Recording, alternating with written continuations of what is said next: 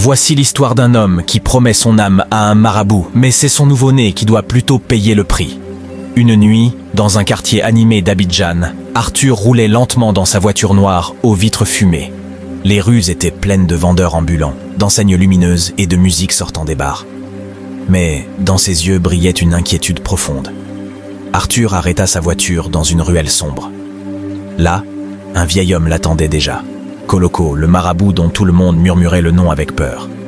Koloko portait une longue tunique rouge, ses yeux brillaient comme deux flammes sous la lumière des lampadaires cassés.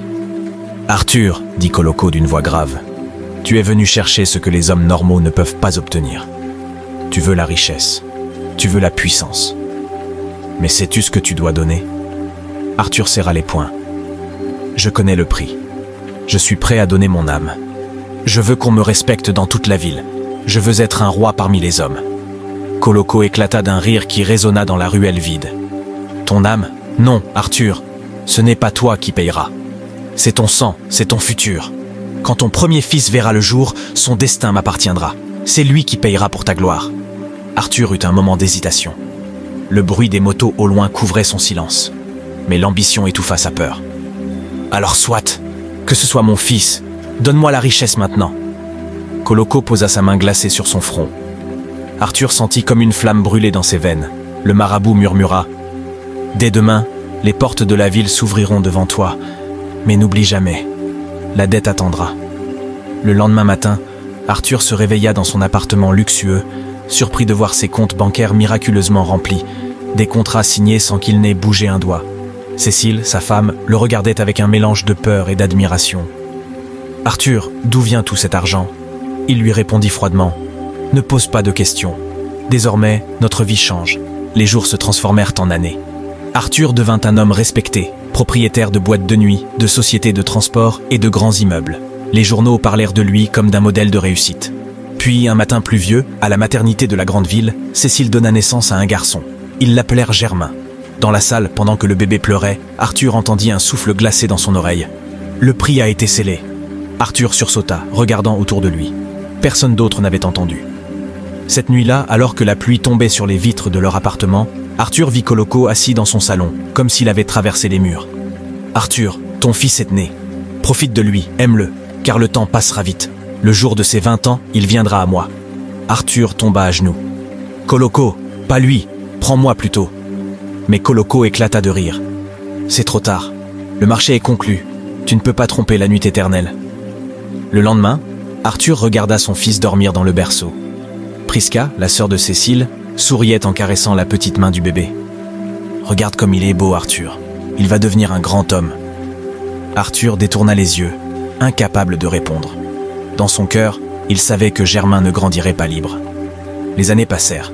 La ville grandissait à la même vitesse que Germain. Les gratte-ciel remplaçaient les vieilles maisons, les routes s'élargissaient et les voitures de luxe brillaient dans les quartiers chics. Arthur, désormais un homme influent, possédait plusieurs immeubles dans le centre-ville. Son nom apparaissait dans les journaux. Arthur, le magnat discret. Mais derrière cette façade de succès, une peur muette le rongeait. Un matin, dans leur villa moderne aux vitres teintées, Germain, alors âgé de 10 ans, descendit l'escalier en courant. « Papa, tu viens voir mon match de football aujourd'hui ?» Arthur leva les yeux de son journal. Ses mains tremblaient. « Oui, bien sûr, mon fils, » dit-il avec un sourire forcé. Cécile entra dans le salon, élégante, tenant une tasse de café. Elle fixa Arthur avec un regard insistant. « Arthur, il faut que tu arrêtes de fuir. Germain a besoin d'un père qui rit avec lui, pas d'un homme qui vit avec des ombres. » Arthur soupira. « Cécile, tu ne comprends pas. Certaines choses ne peuvent pas être changées. » Cécile posa la tasse sur la table avec colère. « Toujours tes mystères, Arthur. Tu m'as caché trop de choses. Mais sache une chose, si jamais quelque chose arrive à notre fils, je ne te le pardonnerai jamais. » Le silence tomba. On n'entendait plus que le bruit de la télévision dans le coin du salon. Germain regardait ses parents, confus. Puis il prit son sac et sortit sans un mot. La nuit suivante, Arthur se retrouva seul dans son bureau au dernier étage de son immeuble. Les lumières de la ville s'étendaient comme un océan d'étoiles artificielles. Soudain, une ombre glissa contre la vitre. Arthur se retourna brusquement. Koloko était là, assis sur son fauteuil de cuir, comme s'il en avait toujours été le maître. « Arthur, le temps passe vite. 10 ans déjà. Coloco, je t'en supplie, laisse mon fils tranquille, cria Arthur. Le marabout sourit, montrant ses dents jaunies. Tu as déjà supplié, mais la nuit ne fait jamais crédit. Le destin de Germain est écrit. Arthur sentit la colère monter. Je trouverai un moyen de te vaincre.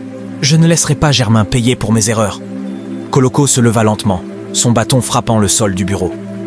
On ne combat pas l'ombre avec la lumière des lampadaires, Arthur. Prépare ton cœur. Ton fils appartient déjà à ma nuit. Et dans un souffle, Coloco disparut, laissant une odeur de cendre dans la pièce.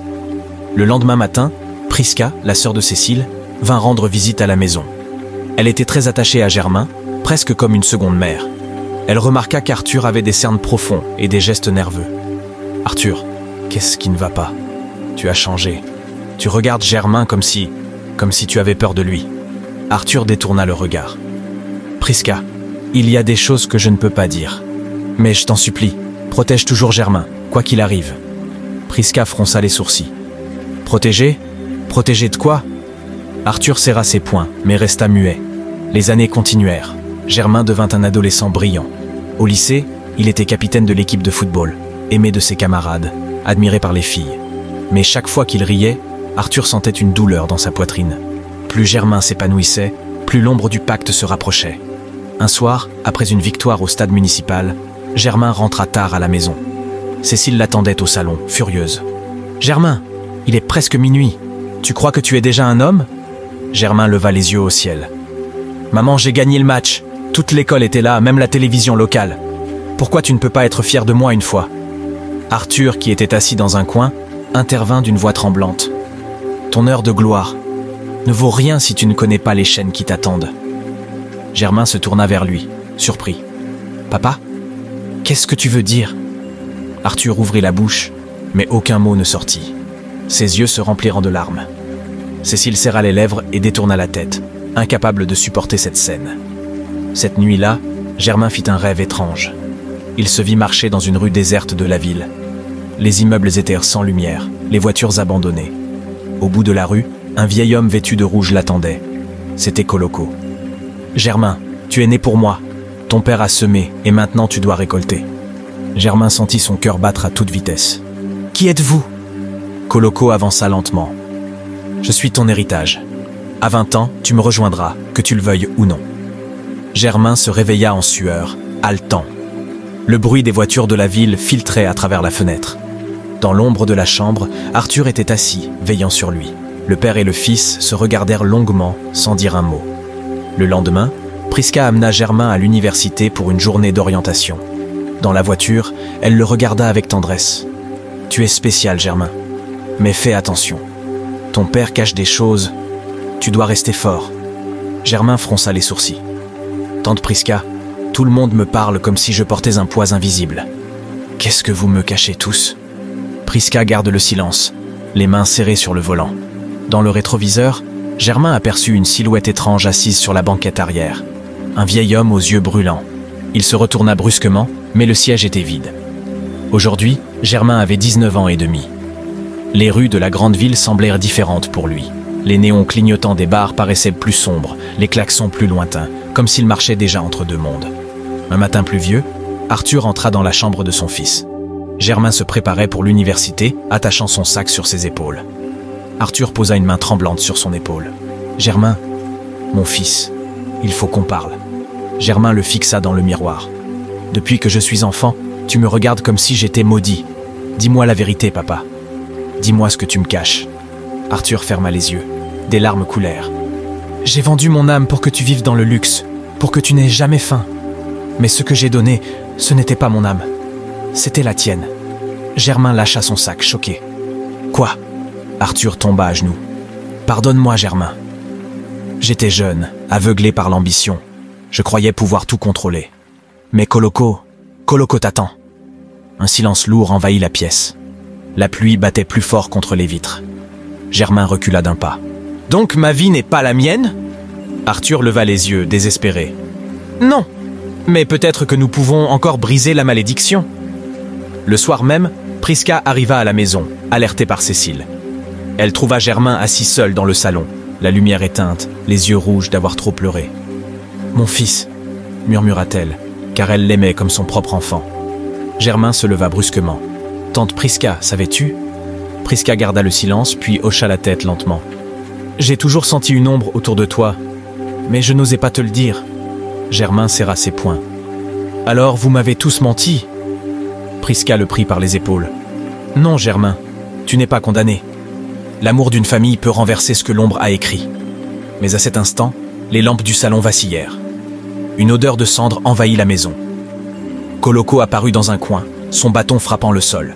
Ses yeux rouges illuminèrent la pièce. « Arthur, le temps des prières est terminé. Dans 6 mois, Germain sera mien. » Arthur se mit devant son fils. « Non, je ne te laisserai pas l'emporter !» Koloko rit d'une voix qui fit trembler les vitres. « Tu n'as pas ce choix. Le sang ne ment jamais !» Cécile surgit, tenant une Bible serrée contre sa poitrine. Elle cria d'une voix tremblante. « Le sang de Jésus brise toute alliance démoniaque !» Koloko recula légèrement, ses yeux flamboyants de rage. « Femme, ton Dieu est puissant, mais le pacte de ton mari est ancien. Tu n'échapperas pas à l'ombre. » Puis il disparut dans une bourrasque de vent glacé, laissant les rideaux flotter comme des fantômes. Cette nuit-là, personne ne dormit dans la maison. Germain resta assis près de la fenêtre, regardant les lumières de la ville, son cœur battant vite. Il murmura à lui-même. « Je ne veux pas mourir. Je ne veux pas appartenir à cet homme. » Le lendemain matin, Arthur conduisit Germain en secret chez un vieil ami, Élisère, un pasteur réputé pour avoir libéré plusieurs familles liées à des pactes occultes. L'église se trouvait dans un quartier populaire, entre des petites maisons peintes de couleurs vives et des enfants jouant au ballon. Dans le bureau du pasteur, Arthur tomba à genoux devant Élisère. « Homme de Dieu, aide-nous! J'ai condamné mon fils !» Élisère leva les mains au ciel. « Arthur, tu as joué avec le feu des ténèbres, mais Dieu a encore le dernier mot. Toutefois, la bataille sera dure. Koloko ne lâchera pas facilement. » Germain, assis en face, tremblait. « Pasteur, je ne veux pas mourir à 20 ans. Je veux vivre, je veux aimer, je veux avoir ma propre vie. » Élisère le fixe intensément. « Alors prépare-toi. Le combat ne sera pas seulement spirituel. Tu devras être fort, car Koloko viendra lui-même pour te réclamer. » Et ce soir-là, en sortant de l'église, Arthur et Germain virent une voiture noire aux vitres teintées garée devant la maison. À l'intérieur, une silhouette les observait. Germain sentit un frisson glacé parcourir son dos. Arthur murmura. « Il nous surveille déjà. » Les semaines suivantes furent un cauchemar. Germain commença à changer. Ses nuits étaient hantées par des visions de Koloko. Souvent, il se réveillait en sueur, criant à plein poumon, ses yeux encore perdus dans le vide. Un soir, Cécile se précipita dans sa chambre après un de ses hurlements. Elle le trouva assis sur le lit, tremblant, ses draps mouillés de sueur. « Germain, qu'est-ce que tu vois ?» Il murmura d'une voix éteinte. « Maman, il me parle. Chaque nuit, il me montre des chaînes autour de mes poignets. Il dit que je suis déjà à lui. » Cécile éclata en sanglots et le serra dans ses bras. Arthur, qui observait depuis le couloir, avait le visage ravagé par la culpabilité. Le lendemain matin, à l'université, Germain essaya de se comporter normalement.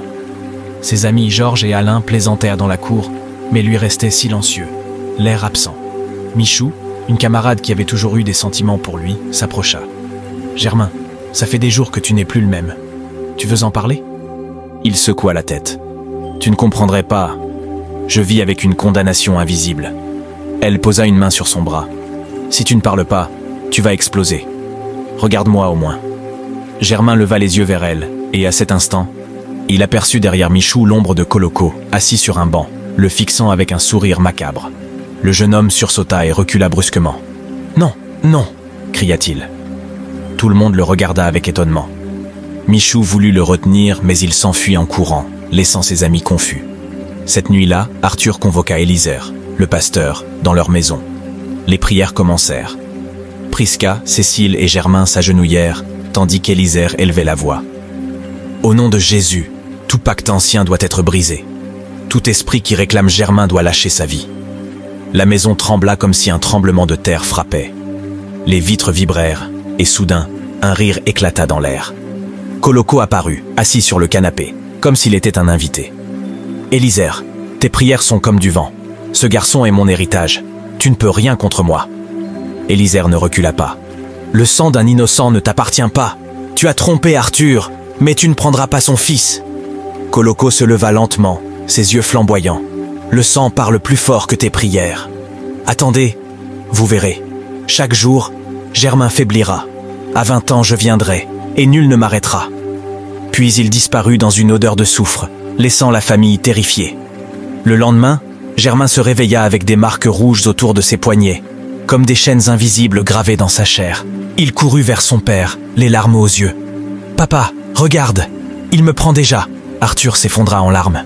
« Mon fils, je donnerais tout pour changer le passé, mais je t'ai trahi sans le savoir. » Cécile le gifla soudainement, incapable de retenir sa rage. « Arthur, c'est toi qui as mis notre fils en danger. Tu n'es pas un mari, tu n'es pas un père, tu es le bourreau de ta propre famille. » Arthur resta silencieux, la joue brûlante. Les jours suivants, Germain perdit du poids.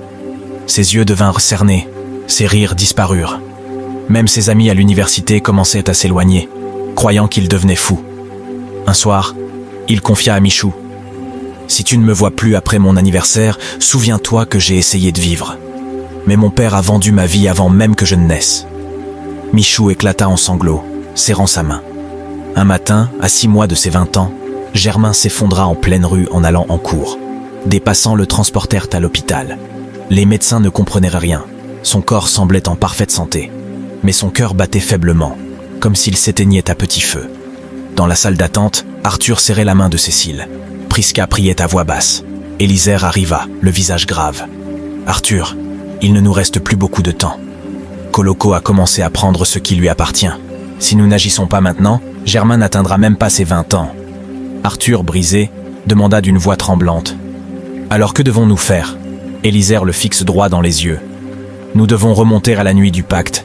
Tout ce que tu as fait avec Koloko doit être confessé et renversé. Mais sache, Arthur, cela coûtera cher, peut-être même ta propre vie. » Arthur baissa la tête, sachant que son heure de rédemption approchait. Une nuit, la ville entière semblait plongée dans un silence étrange. Les bruits habituels, klaxons, musique des bars, cris des vendeurs, paraissaient lointains, comme étouffés par une présence invisible. Dans la chambre d'hôpital où Germain reposait, les machines bipèrent faiblement, ses mains tremblaient, son souffle devenait court. Arthur, assis à côté de lui, tenait sa main glacée. « Tiens bon, mon fils, tiens bon, tu n'es pas né pour mourir ainsi. » Prisca, appuyée contre le mur, priait en pleurant.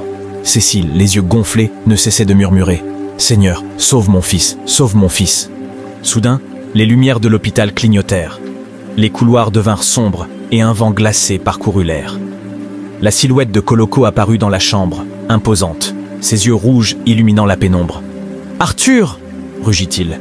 « Le temps des promesses est arrivé. Ce garçon est mien. Tu as profité de ma puissance, tu as goûté au miel de la richesse. Maintenant, paie ton prix. » Arthur se leva d'un bond. « Non, tu ne prendras pas mon fils. C'est moi que tu voulais au départ, prends-moi !» Koloko ricana, sa voix résonnant comme un tonnerre. « Toi, tu es déjà vide, Arthur. Ce n'est pas ta vie qui m'intéresse, mais ta descendance. Germain est le sang neuf. Lui, je l'attends depuis sa naissance. » Arthur tomba à genoux, frappant le sol de ses poings. « Alors je te combattrai, Koloko, même si cela doit être la fin de ma vie. » À ce moment précis, le pasteur Élisère entra dans la chambre, portant une Bible ouverte. Sa voix tonna. « Au nom de Jésus-Christ, je brise l'alliance des ténèbres. » Koloko recula légèrement, ses yeux flamboyants de colère. « Vieil homme, tu crois pouvoir m'arrêter?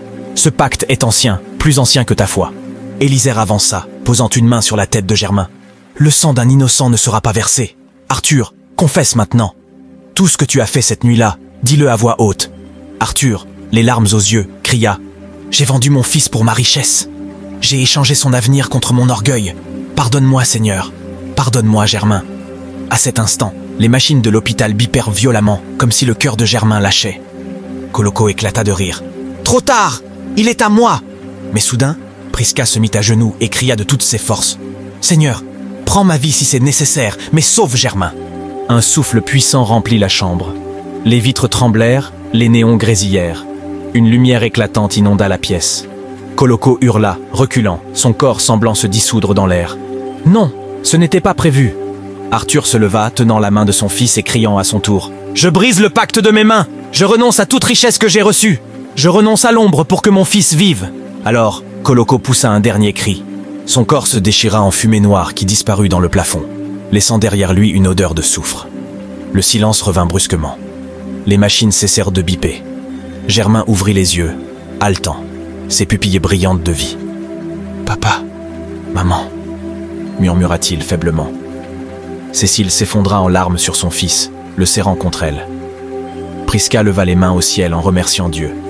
Arthur, à genoux, pleurait comme un enfant. Toute sa richesse, il la savait désormais inutile. Ce qu'il avait failli perdre, c'était la seule chose qui comptait vraiment, son fils. Le lendemain matin, les journaux de la ville titraient encore sur Arthur, l'homme d'affaires au succès mystérieux. Mais dans son cœur, Arthur savait qu'il avait tout abandonné. Les voitures, les immeubles, les boîtes de nuit. Il était prêt à tout perdre pour garder Germain en vie.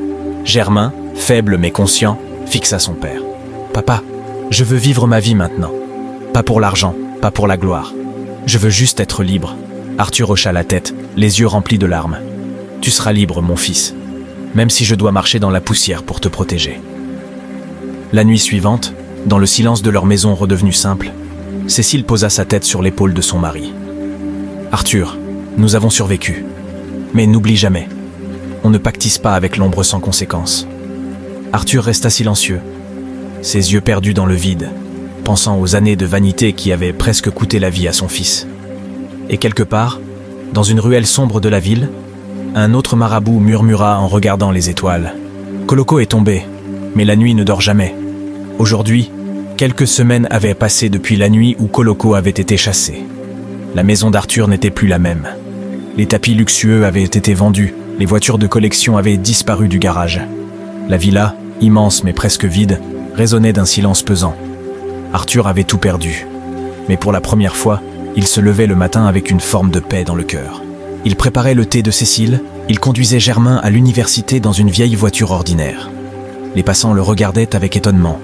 L'homme qui était un roi de la ville n'était plus qu'un simple citoyen. Un matin, alors qu'ils roulaient vers l'université, Germain regarda son père. « Papa, est-ce que tu regrettes ?» Arthur serra le volant. « Oui, je regrette d'avoir cru que la richesse valait plus que ma famille. Mais je ne regrette pas d'avoir tout perdu pour que tu respires encore. » Germain sourit faiblement. « Alors moi, je vais vivre assez fort pour 2 vies, la tienne et la mienne. » À l'université, Germain essaya de reprendre une vie normale, mais il n'était plus comme les autres jeunes. Ses amis Georges et Alain remarquaient son regard souvent perdu. Michou, qui n'avait jamais cessé de veiller sur lui, lui dit un jour « Tu as traversé quelque chose que je ne peux pas comprendre. Mais si tu veux apprendre à sourire de nouveau, laisse-moi rester à tes côtés. » Le soir, dans la maison, Cécile priait souvent à voix basse. Prisca restait vigilante, comme une sentinelle. Mais malgré les prières, une inquiétude persistait. Certaines nuits, Germain se réveillait en sueur. Pas à cause de Koloko, mais à cause des souvenirs. « Papa, et si un autre comme Koloko venait encore ?» Arthur le regardait, incapable de répondre.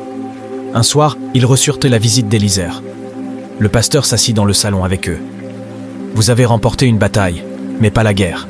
Les ténèbres cherchent toujours une porte. Fermez-les par vos vies. Plus de mensonges, plus d'orgueil, plus de compromis. » Arthur hocha la tête. « J'ai appris ma leçon, homme de Dieu. Mais je porte une question dans mon cœur. Pourquoi mon fils a-t-il dû souffrir pour mes erreurs ?» Élisère répondit calmement.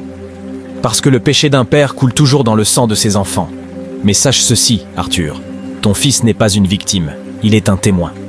Son histoire brisera d'autres chaînes. » Quelques jours plus tard, Germain fut invité à témoigner dans une petite église du quartier populaire.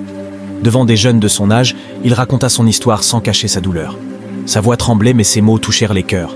« Mon père a vendu mon avenir pour sa gloire. J'ai porté une malédiction que je n'avais pas choisie. Mais aujourd'hui, je suis libre.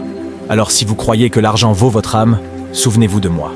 La vraie richesse, c'est de respirer libre. » Les larmes coulèrent sur les visages des jeunes. Même Arthur, assis au fond de la salle, pleura discrètement. Mais dans la grande ville, les rumeurs couraient encore. Certains murmuraient que la chute d'Arthur n'était pas naturelle. D'autres disaient que Koloko n'était pas vraiment détruit, mais seulement repoussé. Une nuit, alors qu'Arthur marchait seul dans une ruelle étroite pour rentrer chez lui, il sentit un souffle froid derrière lui.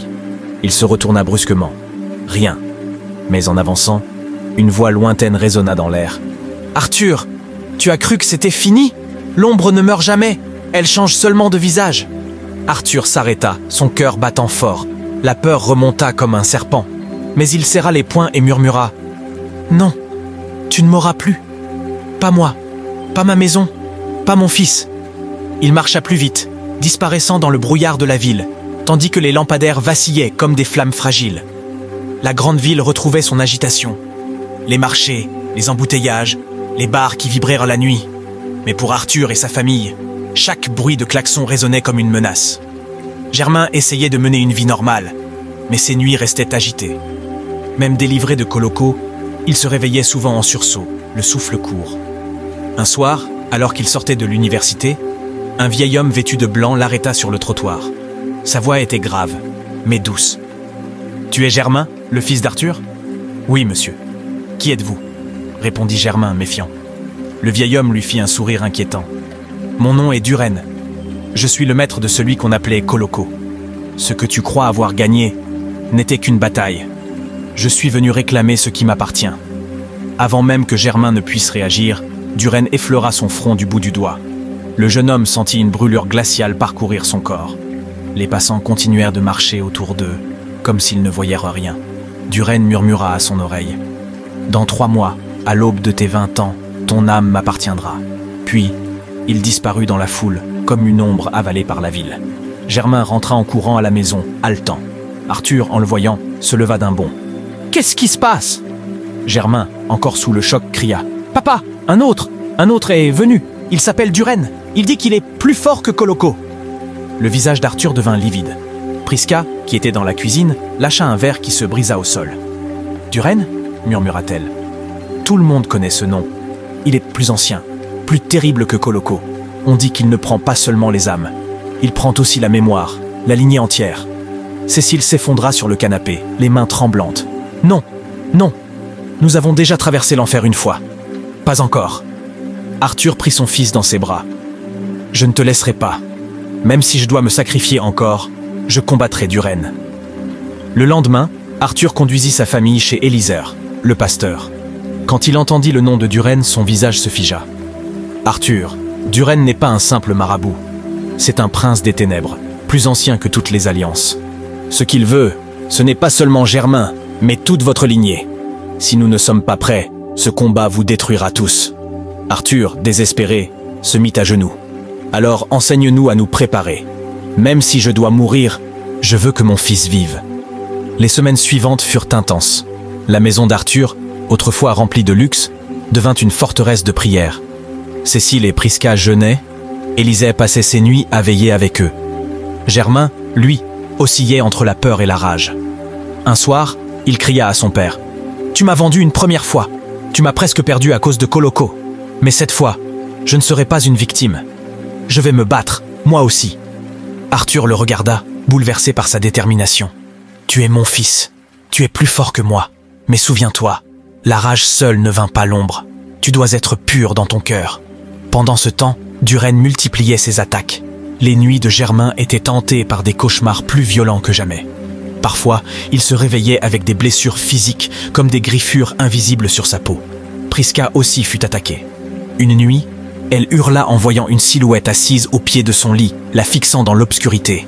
Un soir, dans leur salon, les lampes explosèrent brusquement. La télévision s'alluma toute seule, affichant un écran noir. Une voix résonna dans toute la pièce. « Arthur, prépare ta maison. Dans 3 mois, je reviendrai chercher Germain, et rien ni personne ne pourra m'arrêter. » Cécile se mit à trembler, agrippant Germain. Élisère leva sa Bible et déclara avec force. « Tu mens, Duren. Le Seigneur a le dernier mot. » Mais après ces mots, un rire terrifiant remplit la maison, si puissant que les vitres en tremblèrent. La nuit qui suivit, Arthur fit un rêve. Il se voyait dans une grande salle sombre, remplie de miroirs brisés. Duren l'attendait au centre, vêtu d'un manteau noir, son visage à moitié caché. « Arthur, dit-il, tu as cru que Coloco était ton épreuve. Mais moi, je suis ta fin. Tu as semé la mort dans ton sang, et tu récolteras le néant. » Arthur s'agenouilla, brisé. « Si tu veux ma vie, prends-la. Mais épargne mon fils. » Duren s'approcha, son souffle froid sur son visage. « Ta vie n'a plus de valeur. Ce que je veux, c'est ton héritage. Quand Germain souffrira, ta douleur sera plus grande que la mort. » Arthur se réveilla en hurlant, couvert de sueur. Cécile le serra dans ses bras, mais il savait que Duren ne plaisantait pas. Les jours s'écoulaient et l'échéance approchait. Germain devenait plus faible, comme si chaque minute lui volait une partie de sa force. Malgré cela, son esprit se renforçait. Une nuit, il dit à son père « Papa, je n'ai pas choisi ce destin. Mais s'il faut que je me batte contre Duren, je le ferai. Pas seulement pour moi, mais pour toi aussi. Je ne veux pas qu'on se souvienne de moi comme du fils vendu. Je veux qu'on se souvienne de moi comme du fils qui s'est battu. Arthur pleura en silence, embrassant son fils sur le front. Le dernier mois arriva.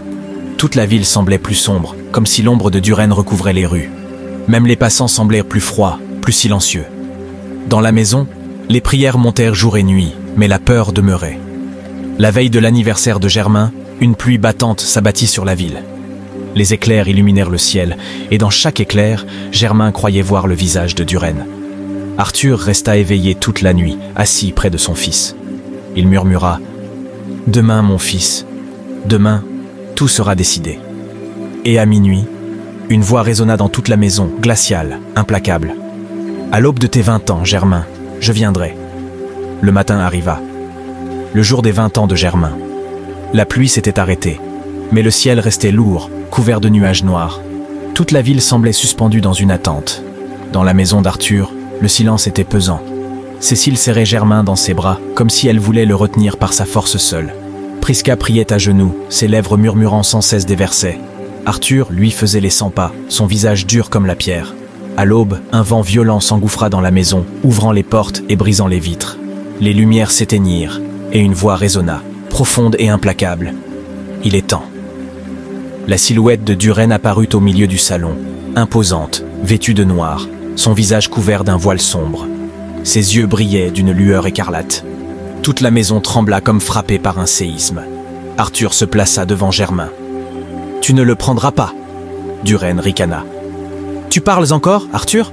Tu n'as plus rien à offrir. Mais ton fils, il est mien !» Il tendit une main vers Germain, et le jeune homme se mit à suffoquer, ses jambes tremblant, comme aspirées par une force invisible. Cécile cria de toutes ses forces « Non, pas mon fils !» Alors Élisée rentra, suivi de quelques fidèles venus veiller avec eux. Ils brandirent leur Bible et commencèrent à prier d'une voix puissante. « Que la lumière chasse les ténèbres! Que l'alliance du sang de Jésus brise toute malédiction !» La maison s'illumina d'une clarté étrange. Duren recula légèrement, furieux. « Vous croyez que vos prières m'arrêtent? Je suis plus ancien que vos chants. » Mais Germain, malgré sa faiblesse, se redressa. Ses yeux fixèrent Duren avec une force nouvelle. « Non, Duren, tu n'auras pas ma vie. Tu n'auras pas mon sang. J'appartiens à Dieu, pas à toi. » Il tomba à genoux, frappant le sol de ses poings. « Papa a commis son erreur, mais je refuse de la payer. Aujourd'hui, je brise ce pacte avec ma propre bouche. » Un éclair traversa le ciel, frappant le toit de la maison. Les murs tremblèrent. Duren poussa un cri terrifiant. « Tu n'as pas le droit! Le pacte est scellé par ton sang !» Arthur s'avança, se tenant aux côtés de son fils. « Alors prends ma vie! Moi, Arthur, je donne mon dernier souffle pour que Germain soit libre !» Il ouvrit ses bras, prêt à se sacrifier. Mais Germain se leva brusquement, posant une main sur la poitrine de son père. « Non, papa, ce n'est plus toi qui paieras. C'est moi qui choisis aujourd'hui. Je ne t'appartiens pas, Duren. » Prisca se leva à son tour, criant d'une voix perçante. « Le sang de Jésus parle plus fort que le sang de tout pacte !» À ce moment, une lumière éclatante inonda la maison, plus forte que le soleil. Duren hurla, son corps se disloquant dans l'air, ses cris résonnant comme des éclairs. « Non! Non! Vous ne pouvez pas m'effacer! Je reviendrai! Je suis éternel !» Mais la lumière le déchira totalement, ne laissant derrière lui qu'une fumée noire qui s'évapora dans le vent. Le silence retomba. Germain s'effondra au sol, épuisé mais vivant. Arthur et Cécile se précipitèrent sur lui, le serrant contre eux en pleurant. Élisère s'avança, posant une main sur son épaule. « C'est fini, Germain. Tu es libre. Ton héritage est restauré. » Arthur, les yeux pleins de larmes, regarda son fils. « Pardonne-moi. Je t'ai presque perdu 2 fois. Mais toi, tu as été plus fort que moi. Tu es mon vrai héritier. Pas de mes erreurs, mais de ma délivrance. » Cécile caressa le visage de son fils. « Aujourd'hui, nous renaissons tous avec toi. » La nuit suivante, pour la première fois depuis des années, la maison fut plongée dans une paix profonde. Pas de cauchemars, pas de cris, pas de voix dans l'ombre. Juste le souffle tranquille de Germain dormant. Et dans la ville, les gens murmuraient encore sur la chute d'Arthur, sur son fils miraculé, sur cette famille marquée par le mystère. Mais Arthur savait, au fond de lui, qu'il n'y avait plus de chaîne. Il regarda Germain au matin, rayonnant malgré la fatigue, et murmura « Tu vivras, tu porteras un nom lavé, et plus jamais l'ombre ne viendra réclamer ton âme. » Un nouveau soleil se leva sur la ville, chassant définitivement la nuit.